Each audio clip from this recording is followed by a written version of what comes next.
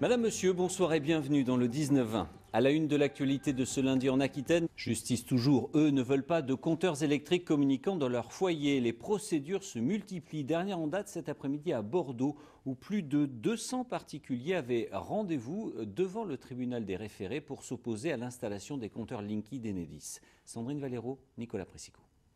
Ils étaient une quarantaine sur les 206 requérants à être présents au tribunal de grande instance de Bordeaux cet après-midi.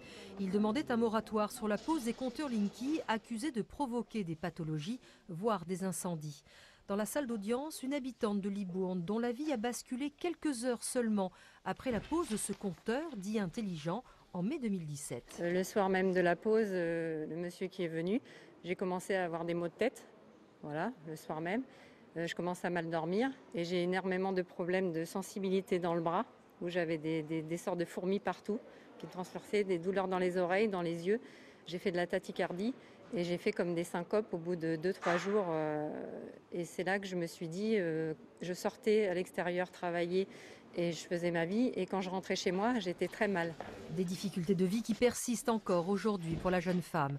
Mais pour l'avocat d'Enedis, le compteur électrique n'ajoute pas aux ondes déjà présentes.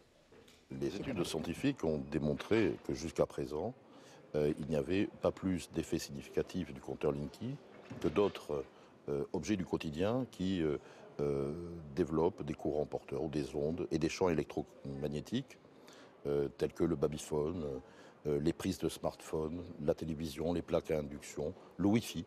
Et le conseil d'Enedis d'ajouter que son client a une obligation légale d'installer ses compteurs, 35 millions d'ici à 2021. Pour les plaignants, ce sont aussi les manières utilisées par les installateurs qui posent problème. Il y a eu une telle pression de la part d'Enedis, surtout des sous-traitants d'Enedis, avec des méthodes de shérif pour imposer aux gens la pose de ces compteurs, pratiquement leur disant si vous n'acceptez pas ce compteur, on vous coupera l'électricité, on vous facturera des prestations supplémentaires. Donc il y a une pression terrible qui fait que les gens considèrent qu'ils ont été totalement abusés. Le juge des référés rendra sa décision le 23 avril prochain.